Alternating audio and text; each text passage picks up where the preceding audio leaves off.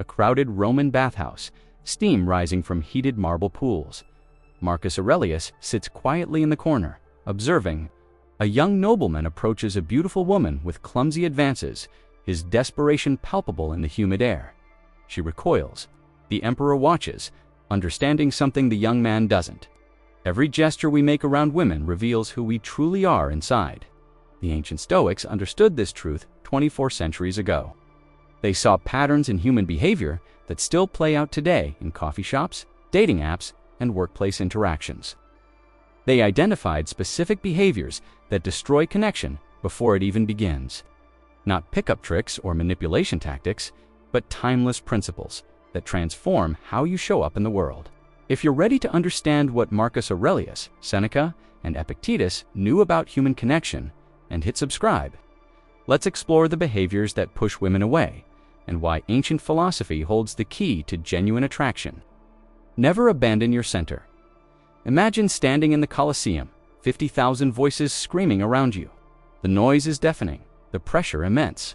Yet in his private box, Marcus Aurelius remains perfectly still. His power doesn't come from the crowd's approval. It flows from an unshakable inner core. This is what women notice first, whether you're centered or scattered. The first thing men must never do is abandon their center when a woman appears.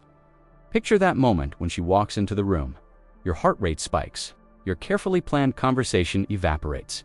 Suddenly you're performing, trying to impress, losing yourself in her presence. The Stoics called this giving away your power. You're essentially saying that her opinion matters more than your own self-respect. She feels this immediately, the shift from authentic presence to desperate performance. Real attraction begins with groundedness. When you maintain your center, something magnetic happens. You become like a mountain in a storm, steady, reliable, unshaken by external winds. Practice this. Before any interaction, take 3 deep breaths. Feel your feet on the ground. Remember who you are when nobody's watching. That person, authentic, purposeful, grounded, is infinitely more attractive than any performance you could create. Never chase what cannot be caught. Seneca once watched eagles hunting from his villa overlooking the Mediterranean. He noticed something profound. The most successful hunters never chased their prey desperately. They positioned themselves strategically and waited for the right moment. This is the second critical mistake: chasing what you cannot control. Picture a modern scenario. She doesn't text back for hours. Your mind spirals. You craft increasingly desperate messages. You analyze her last words for hidden meanings. You become a detective investigating your own insecurity.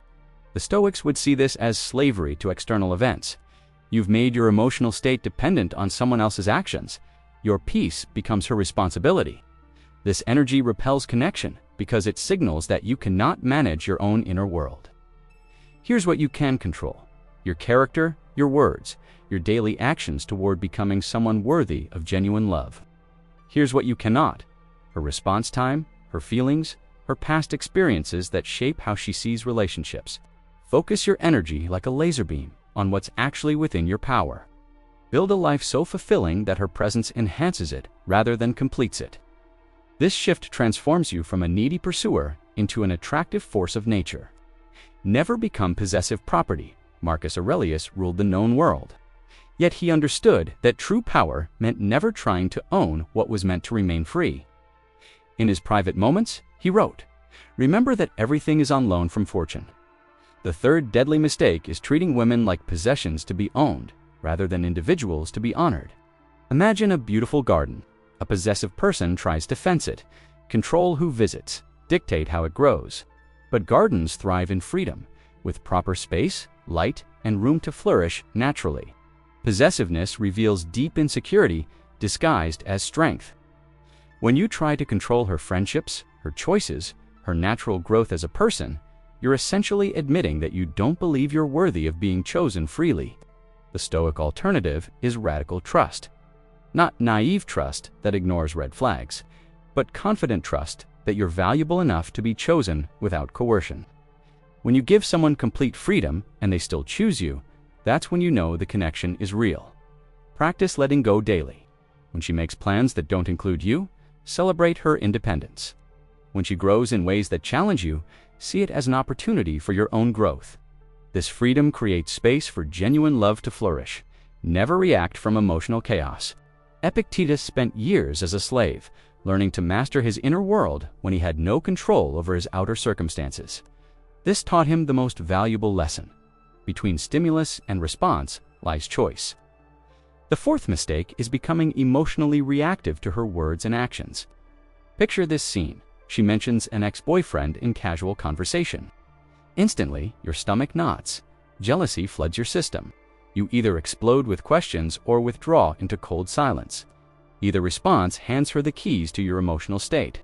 The Stoics practiced something they called the discipline of perception. Before reacting, they paused to examine their initial interpretation. Is this really a threat, or just a story you're telling yourself? Emotional reactivity signals that you cannot be trusted with someone's heart. If you can't manage your own emotions, how can she trust you to handle hers gently? This doesn't mean suppressing feelings or becoming robotic. It means developing the strength to feel fully while responding wisely. Take that crucial pause between feeling and action. Breathe. Ask yourself, what would the best version of myself do right now? This emotional mastery is magnetic because it signals safety. She can be herself around you without walking on emotional eggshells. Never worship false perfection. Seneca had access to the most beautiful, accomplished women in Roman society. Yet he wrote extensively about the danger of idealizing what appears perfect on the surface. The fifth mistake is chasing the fantasy of the perfect woman rather than connecting with real human beings. You meet someone and immediately start projecting your ideal onto her. She becomes your fantasy girl.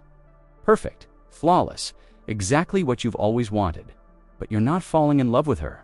You're falling in love with your own creation. Reality inevitably conflicts with fantasy. She has bad days, she makes mistakes. She has quirks that don't match your ideal. Disappointment follows because you are in love with an illusion, not a person. The Stoics understood that perfection exists only in philosophy, never in human beings.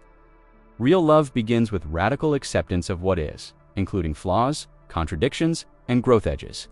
Instead of seeking perfection, seek compatibility with imperfection. Look for someone whose particular brand of beautiful messiness complements your own.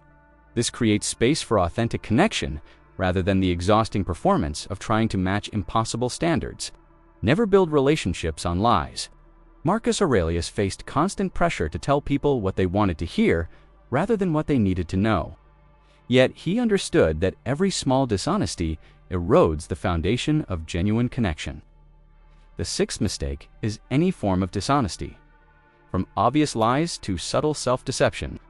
This includes pretending to be someone you're not, hiding your true intentions, or saying what you think she wants to hear instead of what you actually believe. Every lie creates distance between you and authentic intimacy. Picture building a house on sand instead of solid ground. Each dishonesty weakens the foundation until the whole structure collapses under pressure. The fear behind dishonesty is always the same, that if she knew the real you, she would leave.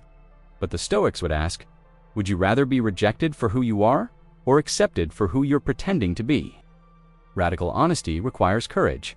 Share your genuine thoughts, admit your uncertainties, reveal your actual interests and values. This vulnerability, offered appropriately, creates deeper bonds than any perfect performance. Yes, some people will reject the authentic you. This is actually a gift. It saves you from relationships built on false foundations and guides you toward people who can love you as you really are. Never burden others with your expectations. Epictetus taught his students to examine their expectations ruthlessly. Wealth consists not in having great possessions, but in having few wants. The seventh mistake is approaching women loaded with expectations about what they should do for you. You expect her to heal your childhood wounds, to complete you as a person, to never change in ways that might inconvenience you, to fulfill roles you've assigned without her consent. Every expectation is essentially a demand that she sacrifice her authentic self for your comfort. This transforms relationship into transaction. You'll give love if she meets your requirements. The Stoic alternative is approaching connection with curiosity rather than demands. Instead of asking, how can she meet my needs? Ask, who is she becoming, and how can I support that while maintaining my own integrity? This shift transforms relationships from negotiations into adventures. You're no longer trying to extract something from her. You're exploring the possibility of growing together while honoring each other's individual journeys. Practice releasing expectations daily. When you catch yourself demanding that she behave differently, pause and ask, is this expectation fair? Does it honor her autonomy? How can I meet this need myself, instead of making it her responsibility? Never compare her to phantoms. Seneca had access to the most accomplished women in the empire, yet he understood that comparison destroys appreciation. In his letters, he wrote about the poison of constantly measuring what you have against what you imagine exists elsewhere. The eighth mistake is comparing women to others. Exes, idealized images, other women in your life. Picture trying to enjoy a beautiful sunset while constantly thinking about a different sunset you saw last year. The comparison makes appreciation impossible. When you're always measuring her against some external standard, you cannot see or value who she actually is. You're essentially telling her she's not enough because she's not someone else. This comparison also creates an atmosphere of competition that destroys intimacy. She feels like she's constantly auditioning for a role that someone else might fill better. The Stoics practiced grateful attention to what was actually present in their lives. They understood that seeking something better elsewhere is often just a way of avoiding the vulnerable work of truly connecting with what's in front of you. When you catch yourself comparing, return attention to her unique qualities, her specific way of laughing, her particular combination of strengths and vulnerabilities, her unrepeatable perspective on life. Every person is incomparable because every person is completely unique. Comparison robs you of the opportunity to discover what makes her irreplaceable. Never approach from desperation. Marcus Aurelius. Despite being the most powerful man in the world, maintained emotional independence. His strength came from within, not from external validation or approval. The ninth mistake is approaching women from neediness or desperation, rather than from inner abundance. Desperate energy is immediately recognizable. It shows up as constantly seeking reassurance, becoming anxious when she's busy with her own life, trying to rush intimacy, or making her responsible for your emotional well-being. This neediness repels connection because it signals that you cannot manage your own inner world.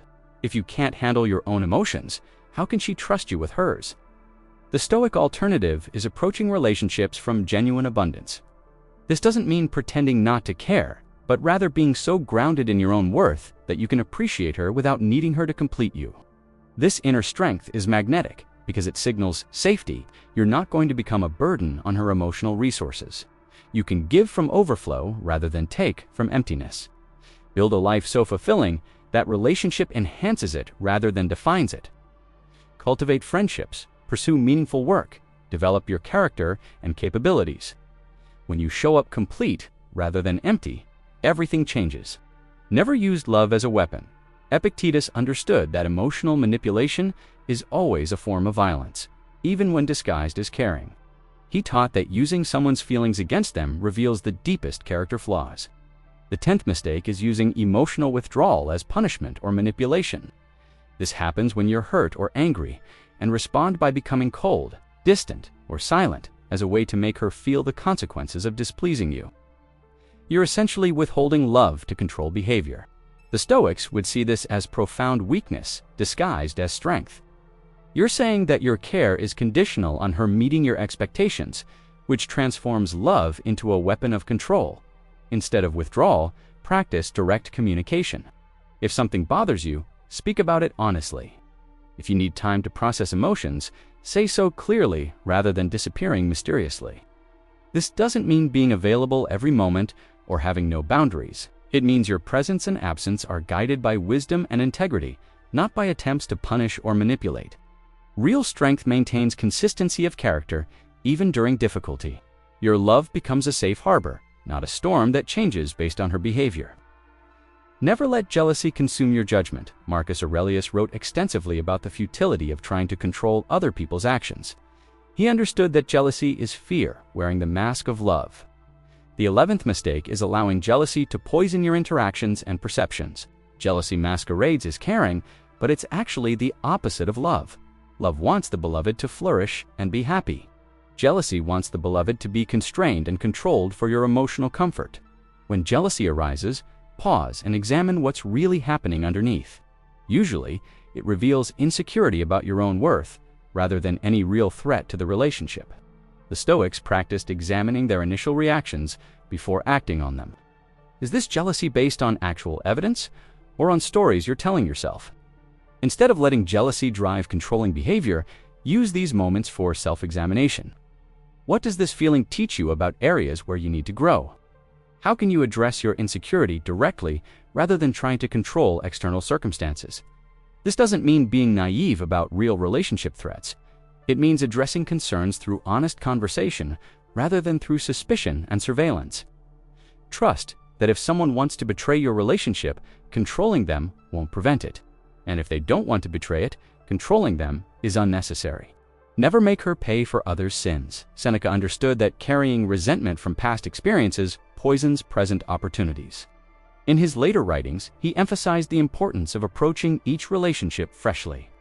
The 12th mistake is burdening women with wounds and resentments from past relationships. You unconsciously expect her to pay for the sins of women who hurt you before. You're so guarded against past pain that you can't be present for new possibilities. Every woman deserves to be met without the baggage of your previous experiences clouding how you see her. The past exists only in memory and has no power over the present moment unless you give it that power. This doesn't mean ignoring lessons learned or pretending past pain didn't happen. It means processing those experiences so they inform your wisdom without controlling your actions.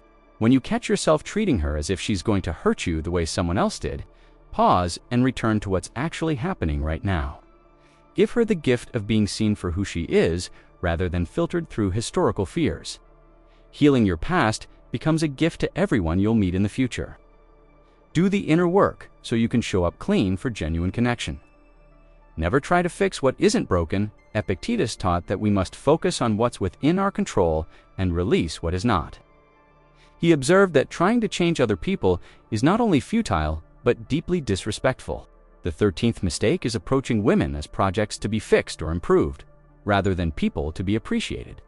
This happens when you see her potential and become more invested in what she could become than in accepting who she is right now.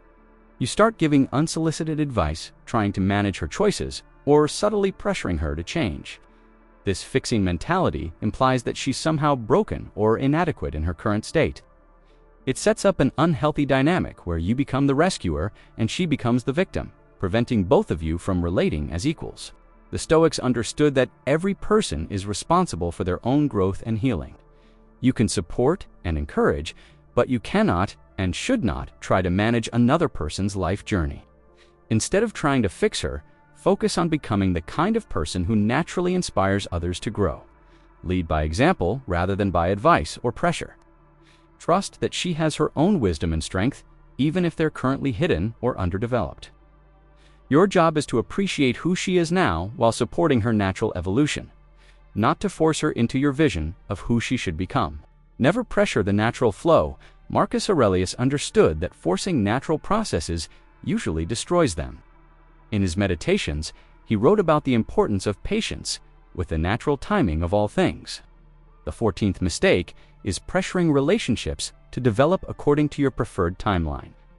You try to rush intimacy, push for commitment before trust is established, or become impatient with the natural pace of getting to know each other deeply.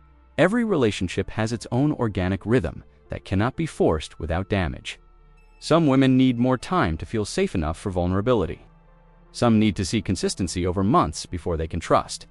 The Stoic approach is to create conditions where intimacy can flourish, while respecting her right to move at her own pace. This doesn't mean being passive, but it means holding your desires lightly enough that you can accept whatever timeline feels right to her. This patience actually accelerates genuine connection, because it demonstrates that you can be trusted with her vulnerability. She doesn't have to guard against pressure, so she can relax into natural unfolding. Focus on being consistently trustworthy and present, rather than pushing for faster development. Trust that if the connection is real and healthy, it will deepen naturally over time. Never hide behind perfect masks. Seneca wrote beautifully about the courage required for authentic living. He understood that trying to appear perfect actually prevents the real connection we're seeking. The 15th mistake is trying to appear perfect rather than being authentically human. This perfectionism shows up as never admitting mistakes, never showing vulnerability, never revealing uncertainty or struggle. You become a performance instead of a person. The irony is that this attempt to be attractive actually makes you less attractive because it prevents real intimacy. Nobody can connect with a perfect image. They can only connect with a real human being who has struggles and growth edges. The Stoics practiced honest self-examination, not to become perfect, but to become authentic. They understood that admitting mistakes is a sign of strength, and that vulnerability shared appropriately creates deeper bonds than any performance of invincibility. This doesn't mean dumping all your problems on her or using vulnerability as manipulation. It means being real about your humanity while maintaining dignity and responsibility for your own growth. When you have the courage to be imperfect, you give her permission to be human too. This mutual authenticity creates the foundation for genuine intimacy. Never seek revenge for rejection. Epictetus, who suffered greatly under cruel masters, understood better than most the futility and poison of revenge. Every act of retaliation diminishes the person who commits it. The 16th mistake is seeking revenge when women hurt or reject you. This revenge takes many forms: spreading rumors, trying to make her jealous, attempting to hurt her emotionally, or harboring resentment that poisons your own peace. Revenge always backfires because it keeps you emotionally tied to the person who hurt you. Every moment spent plotting or harboring resentment is a moment stolen from your own growth and happiness. The Stoics practiced what they called the discipline of desire, wanting what happens to happen. This doesn't mean being passive, but it means accepting reality and focusing energy on building a better future rather than punishing the past.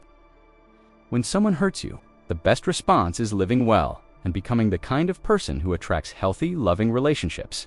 This requires letting go of the need to make them pay and instead focusing on your own character development. Rejection often redirects you toward better opportunities. Trust that someone who doesn't choose you isn't meant for you, and use the experience to become more attractive to someone who will appreciate your authentic self. Never assume you can read minds. Marcus Aurelius spent considerable time reflecting on how much suffering comes from assumptions about other people's thoughts and motivations. The 17th mistake is assuming you know what women are thinking without asking directly. You interpret her tone, her facial expressions, her response time to messages, and convince yourself you know what these things mean. But interpretation is just that. Interpretation, not fact. The Stoics understood that most relationship drama comes from responding to our assumptions rather than to reality. You build elaborate theories about her internal state and then react to your theories instead of to what's actually happening. Instead of mind reading, communicate directly. Instead of assuming, ask. Instead of building stories about what her behavior means, simply engage with what she's actually saying and doing. This direct approach eliminates most unnecessary conflict, because it deals with reality rather than with the stories you tell yourself about reality. It also shows respect for her ability to communicate her own thoughts and feelings. When you catch yourself making assumptions, pause and ask, am I responding to what's actually happening, or to my interpretation of what's happening? Never sacrifice your authentic self. Seneca navigated the dangerous waters of Roman politics while maintaining his philosophical integrity. He understood the difference between being respectful and sacrificing your authentic self for approval. The 18th mistake is people-pleasing at the expense of your authentic self.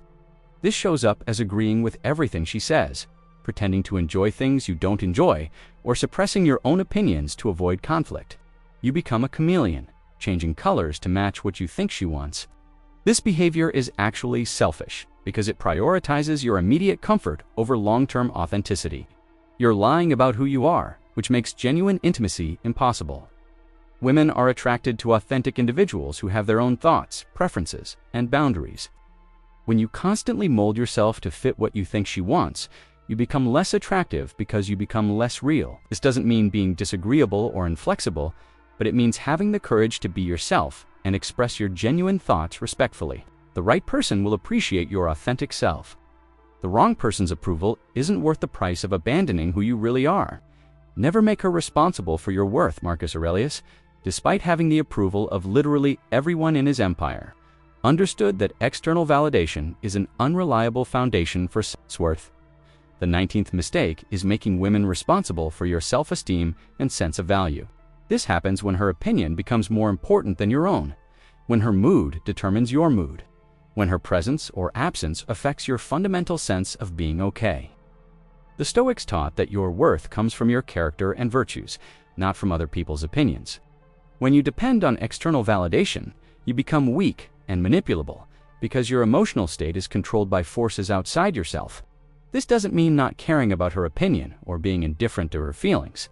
It means having such a solid foundation of self-respect that you can value her input without being destroyed by criticism or inflated by praise.